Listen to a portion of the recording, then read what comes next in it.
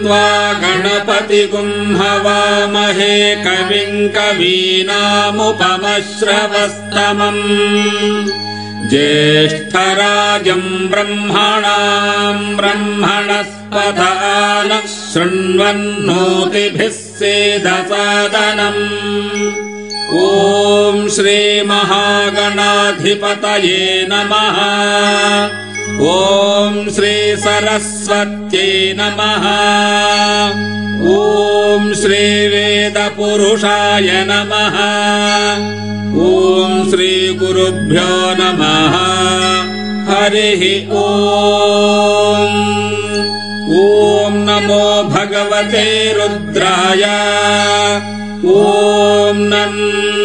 नमस्ते रुद्रमन्यव उतोत इषवे नमः। नमस्ते अस्तु धन्वने बाहुभ्यामुतते नमः। यात इषुः शिवतमा शिवम् बभूवते धनुः। शिवा शरव्या यातवतया नो रुद्रमृडया। याते रुद्र शिवा तनोरघोरा पापकाशिनी। तया नस्तनुवाशन्तमया गिरिशन्ताभिचाकशी। यामिषुम् गिरिशन्तहस्ते बिभर्षस्तवे। शिवाङ्गिरित्रताम् कुरु माहि पुंसि पुरुषम् जगत्। शिवेन वचसा त्वा गिरिशाच्छावदामसि। यथा नः सर्वमिज्जगदयक्ष्मगुम् सुमना असत्। अध्यवोचदधिवक्ता प्रथमो देव्यो भिषक्। अहेगुश्च सर्वान् जम्भयन् सर्वाश्च धान्यः। असौ यस्ताम्रो अरुण उत बभ्रुः सुमङ्गलः। ये चेमागुम् रुद्रा अभितो दिक्षुश्रिताः सहस्रशो वै गोगुम्भेडयेमहे। असौ यो वसर्पति नीलग्रीवो विलोहितः। उतैनम् गोपा अदृशन्नदृशन्नुदहार्यः। उतैनम् विश्वाभूतानि सदृष्टो मृडयाति नः। नमो अस्तु नीलग्रीवाय सहस्राक्षाय मीढुषे। अथो ये अस्य सत्त्वानो हन्तेभ्यो करन्नमः। प्रमुञ्च धन्वनस्त्वमुभयोरात्रियोज्याम्। याश्च ते हस्त इषभः पराता भगवो वपा। अवतत्य धनुस्तगुम् सहस्राक्षशते शुधे। निषेद्य शल्यानाम् मुखा शिवो नः सुमना भव। विज्यन् धनः कपर्दिनो विशल्यो बाणवागुम् उत। अनेषन्नस्येषव आभुरस्य निषङ्गतिः। याते हेतिर्मीढुष्टमहस्ते बभूवते धनुः। तयास्मान् विश्वतस्त्वमयक्ष्मया परभुज। नमस्ते अस्त्वायुधाय नातताय धृष्णवे।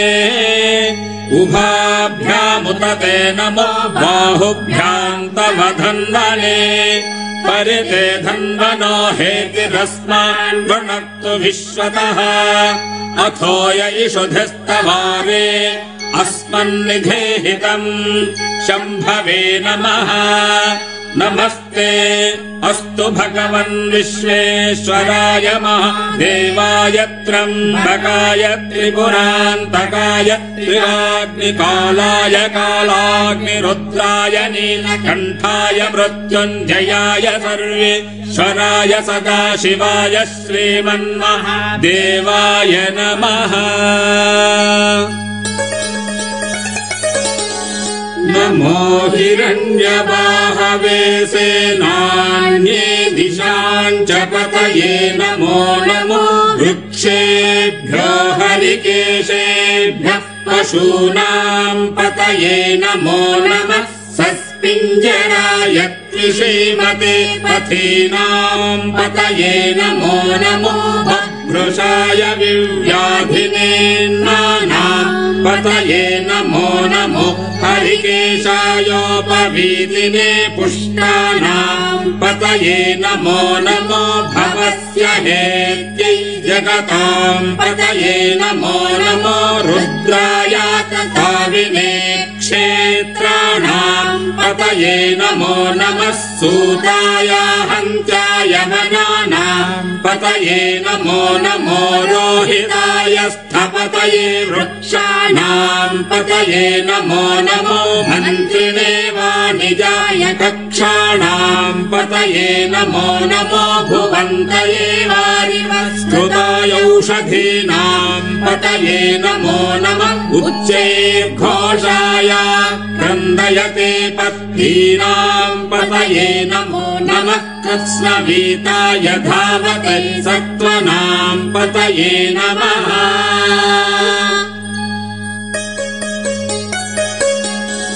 नमः सहमानाय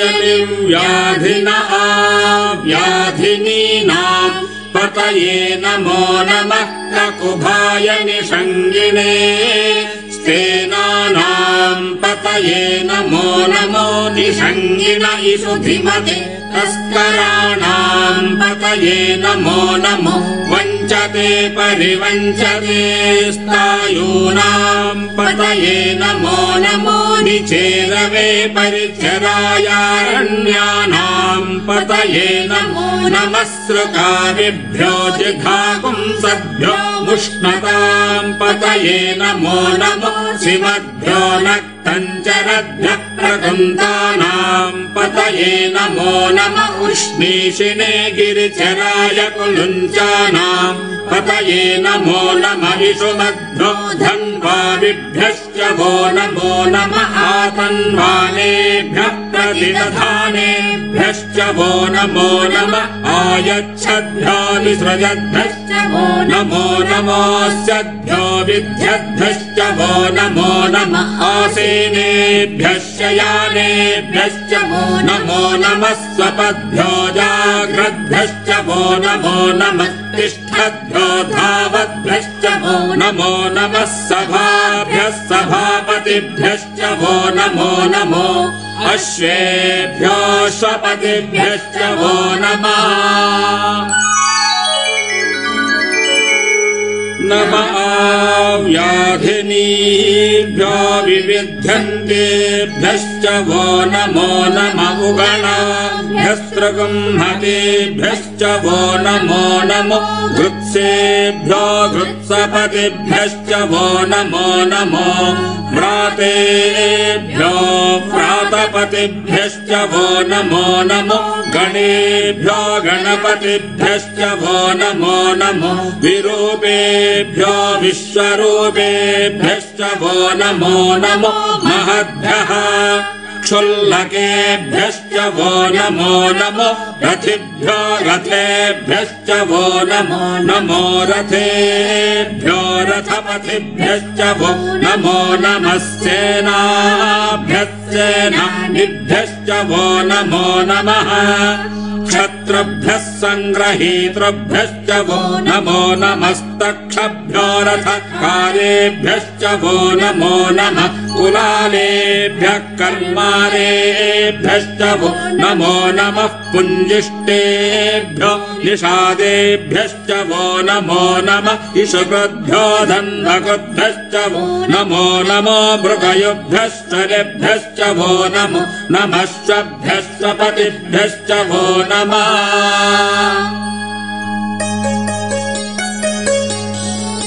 नमो भवाय च रुद्राय च नमः शर्वाय च पशुपतये च नमो नीलग्रीवाय च शितिकण्ठाय च नमः कपर्दिने च युक्तकेशाय च नमः सहस्राक्षाय च शतधन्वने च नमो गिरिशाय च शिपिविष्टाय च नमो मीढुष्टमाय चेषुमते च नमो ह्रस्वाय च वामनाय च नमो बृहते च ऋषीयसे च नमो वृद्धाय च संवृद्धने च नमो अग्र्याय च प्रथमाय च नमः आशवे चाजिराय च नमः शीघ्र्याय च शीभ्याय च नमः ऊर्म्याय चावस्सन्याय च नमः स्रोतस्याय च द्वीप्याय च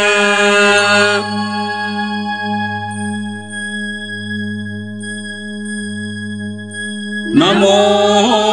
ज्येष्ठाय च कनिष्ठाय च नमः पूर्वजाय चापरजाय च नमो मध्यमाय चापगल्भाय च नमो जघन्याय च बुद्ध्याय च नमः सोऽभ्याय च प्रतिसर्याय च नमो याम्याय च क्षेम्याय च नमः उर्वर्याय च खल्याय च नमः श्लोक्याय चावसान्याय च नमो वन्याय च क्षाय च नमः श्रवाय च प्रतिश्रवाय च नमः आशुषेणाय चाशुरथाय च नमः शूराय चावभिन्धते च नमो वर्मिणे च वरोधिने च नमो बिल्मिने च कवचिने च नमः श्रुताय च श्रुतसेनाय च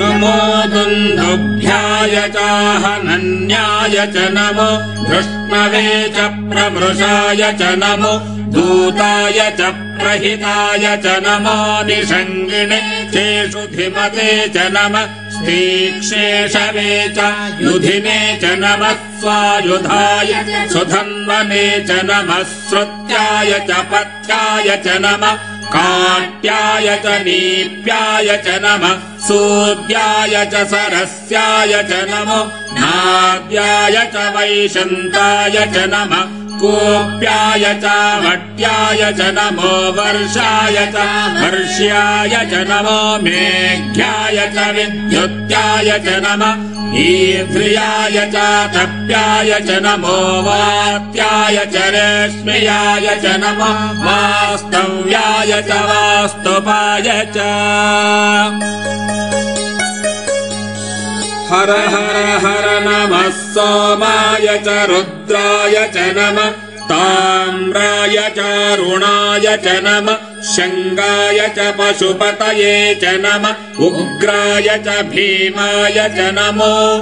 अग्रे वधाय च दूरे वधाय च नमो हन्त्रे च हनीयसे च नमो वृक्षेभ्यो हरिकेशेभ्यो नमस्ताराय नमः शम्भवे च मयो भवे च नमः शङ्कराय च मयस्कराय च नमः शिवाय च शिवतराय च नमः तीर्थ्याय च कूल्याय च नमः पार्याय च भार्याय च नमः प्रतरणाय चोत्तरणाय च नमः आतार्याय च लाद्याय च नमः षष्ट्याय च फेन्याय च नमः सिकत्याय च प्रवाह्याय च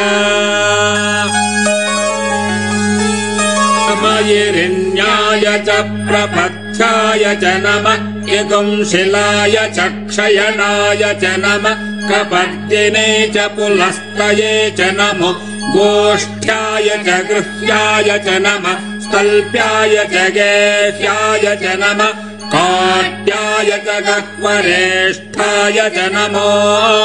हृदय्याय च निवेश्याय च नमः पागुंसव्याय च रजस्याय च नमः शुष्क्याय च हरित्याय च नमो लोप्याय च लप्याय च नमः ऊर्व्याय च सूर्म्याय च नमः पर्ण्याय च पर्णशद्याय च नमोपगुरमाणाय चाभिघ्नते नम आखिदते च प्रखिदते च नमो वक्किरिकेभ्यो देवानागुंहृदयेभ्यो नमो विच्छिन्नकेभ्यो नमो विचन्वत्केभ्यो नम आनिर्हतेभ्यो नमामिवत्केभ्यः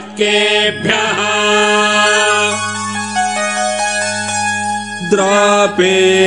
अन्धसस्पते दरिद्रन्नीललोहिता येषाम् पुरुषाणामेषाम् पशूनाम् माभेर्मा रोमो येषाम् किञ्चन ममत् याते रुद्रशिवा तनो शिवा विश्वाः भेषजे शिवा रुद्रस्य भेषजे तया नो मृडजीवसे इमागुम् रुद्राय तवसे कपर्दिने क्षयद्देराय प्रभरामहे मतिम् यथा नश्यमसद्विपदे चतुष्पदे विश्वम् पुष्टम् ग्रामे अस्मिन्ननातुरम् मृडानो रुद्रोतनो मयस्कृध क्षयद्वीराय साविधेमते यच्छञ्च योश्च मनुरायजे पिता तदश्यामतव रुद्र प्रणीतौ मानो महान्तमुतमानो अर्भकम् मान उक्षन्तमुतमान उक्षितम् मानवधेः पितरम् मोतमातरम् प्रियामानस्तनुवो रुद्ररेरिषा मानस्तोकेतनये मान आयुषि मानो गोषु मानो अश्वेषु रीरिषः वीरान्मानो रुद्रभामितो वधीर् हविष्मन्तो नमसा विधेमते आरात्ते गोघ्न उत पूरुषघ्ने क्षयद्वीराय सुम्नमस्मेते अस्तु रक्षा च नो अधि च देव ब्रोक्यधा च नः शर्म छद्विबर्हाः स्तुहि श्रुतम् गर्तसदंयुवानम् मृगन्न भीममुपहत्वमुग्रम् मृडाचरित्रे रुद्रस्तवानो अन्यन्ते अस्मन्निवपन्तु सेनाः परिणो रुद्रस्य हेतर्वणक्तु परदेशस्य दुर्मतिरघायोः अवस्थिरा मघवद्भ्यस्तनुष्वमीढ्व तोकायतनयाय मृडया मीढुष्टम शिवतम शिवो न सुमना भव परमे वृक्ष आयुधम् निधाय कृत्त वसान आचर पिनाकम् व्यभ्रदागहि विकिरिद विलोहित नमस्ते अस्तु भगवः यास्ते सहस्रगुम् हेतयोऽन्यमस्मिन्निवपन्तु ताः सहस्राणि सहस्रधा बाहुवोस्तव हेतयः तासामीशानो भगवः पराचेन मुखाकृधि सहस्राणि सहस्रशो ये रुद्रा अधिभूम्याम् तेषागुम् सहस्रयोजने वधन्वानि तन्मसे अस्मिन्महत्यर्णवेऽन्तरिक्षे भवा अधि नीलग्रीवाश्यतिकण्ठा शर्वा अधः क्षमाचराः नीलग्रीवाश्यतिकण्ठा दिवगुम् रुद्रा उपश्रिताः ये वृक्षेषु सत्पिञ्जरा नीलग्रीवा विलोहिताः ये भूतानामधिपतयो विशिखास कपर्दिनः ये अन्नेषु विविध्यन्ति पात्रेषु पिबतो जनान् ये पथाम् पथि रक्षय ऐलभृदा यौयुधः ये तीर्थानि प्रचरन्ति सृकावन्तो निषङ्गिणः य एतावन्तश्च भूयागुंसश्च दिशो रुद्रावितस्थिरे तेषागुम् सहस्रयोजने वधन्वानि तन्मसि नमो रुद्रेभ्यो ये पृथिव्या येऽन्तरिक्षे ये दिवि येषामन्न वातो वर्षमिषवस्तेभ्यो 10 प्राचीर्दश दक्षिणादश प्रतीचीर्दशोदीचीर्दशो ध्वास्तेभ्यो नमस्ते नो मृडयन्तु ते यन्विष्मायश्च नो द्वेष्टितम् भोजम्भे दधामि त्र्यम्बकं यजामहे सुगन्धिम् पुष्टिवर्धनम् उर्वारुकमिव बन्धनान् मृत्योर्मुक्षीयमामृतात् यो रुद्रो अग्नौ यो अप्सु यवोषधीषु यो रुद्रो विश्वभुवना विवेश तस्मै रुद्राय नमो अस्तु तमुष्टु हि यश्चुषस्सु धन्वाय विश्वस्य क्षयति भेषजश्च यक्ष्वामहेसौ मनसाय रुद्रन्नमोऽभि देवमसुरन्दुवस्य अयम् मे हस्तो भगवान् अयम् मे भगवत्तरः अयम् मे विश्वभेषजो यगुम् शिवाभिमर्शनः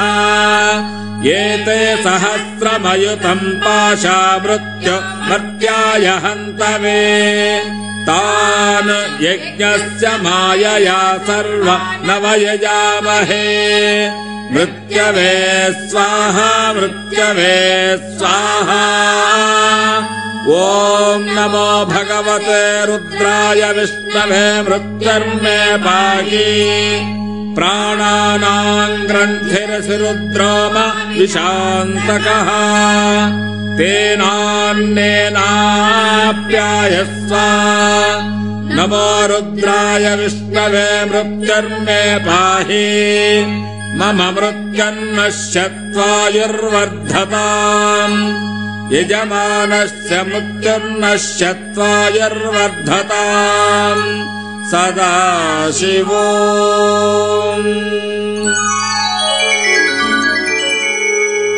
अग्ना विष्णु सजोषसे मा वर्धन्तु वाङ्गिरः युम्नैर्वाजेभिरागतम् वाजश्च मे प्रसवश्च मे प्रयतिश्च मे प्रसितिश्च मे धीतिश्च मे क्रतुश्च मे स्वरश्च मे श्लोकश्च मे श्रावश्च मे श्रुतिश्च मे ज्योतिश्च मे सुवश्च मे प्राणश्च मे पानश्च मे व्यानश्च मे सुश्च चित्तम् च आधीतम् च मे वाक्च मे मनश्च चक्षुश्च मे श्रोत्रम् च मे दक्षश्च बलम् च ओजश्च मे सहश्च आयुश्च जरा च आत्मा च मे तनुश्च मे शर्म च मे वर्म च मेऽङ्गानि च मे स्थानि च मे परोगुंषि च मे शरीराणि च मे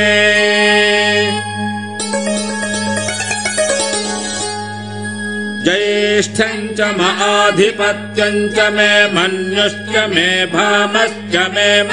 मेऽम्भश्च मे धेमा च मे महिमा च मे वरिमा च मे प्रतिमा च मे वर्ष्मा च मे द्राघुया च वृद्धम् च मे वृद्धिश्च मे सत्यम् च मे श्रद्धा च मे जगच्च मे धनम् च मे वशश्च मे कृषिश्च मे क्रीडा च मे मोदश्च मे जातम् च मे जनिष्यमाणम् च मे सूक्तम् च मे सुकृतम् च मे वित्तम् च मे वेद्यम् च मे भूतम् च मे भविष्यच्च मे सुखम् च मे सुपथम् च मरुद्धम् च मरुद्धिश्च मे कृप्तम् च मे कृप्तिश्च मे मतिश्च मे सुमतिश्च मे शञ्च मे मयश्च मे प्रियम् च मे नु कामश्च मे कामश्च मे सौमनसश्च मे भद्रम् च मे श्रेयश्च मे वस्यश्च मे यशश्च मे भगश्च मे द्रविणम् च मे यन्ता च मे धत्ता च मे क्षेमश्च मे धृतिश्च मे विश्वम् च मे महश्च मे संविच्च मे ज्ञात्रञ्च मे सूश्च मे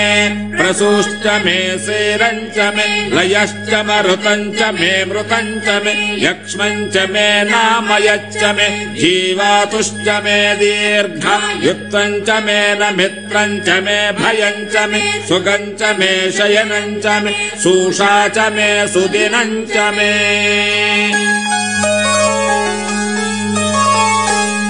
ऊर्च मे सूनृता च मे पयश्च मे रसश्च मे घृतञ्च मे मधु च मे सग्धिश्च मे सपेतिश्च मे कृषिश्च मे वृष्टिश्च मे जैत्रञ्च म औद्भिद्यञ्च मे रयिश्च मे रायश्च मे पुष्टञ्च मे पुष्टिश्च मे विभु च मे प्रभु च मे बहु च मे भूयश्च मे पूर्णञ्च मे पूर्णतरञ्च मे क्षितिश्च मे कूयवाश्च मे नञ्च मे क्षुश्च मे मृगयश्च मे यवाश्च मे माशाश्च मे तिलाश्च मे मुद्गाश्च मे खल्वाश्च मे गोधूमाश्च मसुराश्च मे प्रियङ्गवश्च मे नवश्च मे श्यामाकाश्च मे नीवाराश्च मे अश्मा च मे मृत्तिका च मे गिरयश्च मे पर्वताश्च मे शिखताश्च मे वनस्पतयश्च मे हिरण्यञ्च मे यश्च मे सीसञ्च मे त्रपुश्च मे श्यामञ्च मे लोहञ्च मेऽग्निश्च म आपश्च मे वीरुधश्च म ओषधयश्च मे कृष्णपच्चञ्च मे कृष्णपच्चञ्च मे ग्राम्याश्च मे पशवारण्याश्च यज्ञेन कल्पन्ताम् वित्तञ्च मे वित्तिश्च मे भूतञ्च मे भूतिश्च मे वसु च मे वसतिश्च मे कर्म च मे शक्तिश्च मे थश्च म एमश्च म इतिश्च मे गतिश्च मे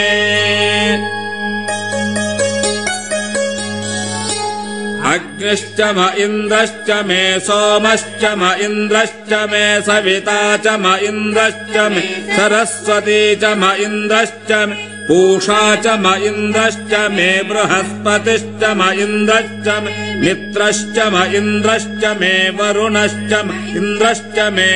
त्वष्टा च म इन्द्रश्च मे धाता च म इन्द्रश्च मे विष्णुश्च म इन्द्रश्च मे शेनौ च म इन्द्रश्च मे मरुतश्च म इन्द्रश्च मे विश्वे च मे देवा इन्द्रश्च मे पृथिवी च म इन्द्रश्च मेऽन्तरिक्षञ्च म इन्द्रश्च मे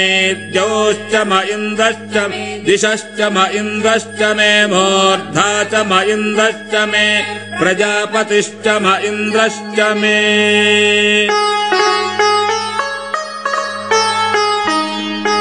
अगुंशुश्च मे रश्मिश्च मे दाभ्यश्च मेऽधिपतिश्च म उपागुंशुश्च मेऽन्त यामश्च म ऐन्द्रवायवश्च मे वैत्र वरुणश्च म आश्विनश्च मे प्रतिप्रस्थानश्च मे शुक्रश्च मे मन्थी च म आग्रयणश्च वैश्वदेवश्च मे ध्रुवश्च मे वैश्नरश्च म ऋतुग्रहाश्च मे तिग्राह्याश्च म ऐन्द्राग्नश्च मे वैश्वदेवश्च मे मरुत्ततीयाश्च मे माहेन्द्रश्च मे आदित्यश्च मे सावित्रश्च मे सारस्वतश्च मे पौष्णश्च मे पात्नीवतश्च मे हार्यो जनश्च मे यध्वश्च मे बर्हिश्च मे वेदिश्च मे धिष्णयाश्च मे शुचश्च मे चमसाश्च मे ग्रावाणश्च मे स्वरवश्च म उपरवाश्च मे धृषवणे च मे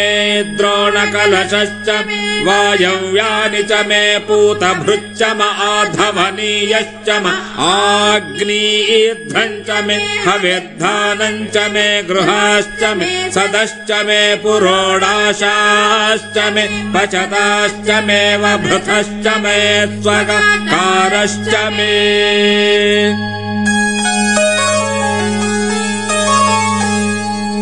अग्निश्च मे घर्मश्च मेऽर्कश्च मे सूर्यश्च मे प्राणश्च मे स्वमेधश्च मे पृथिवी च मे दितिश्च मे दितिश्च मे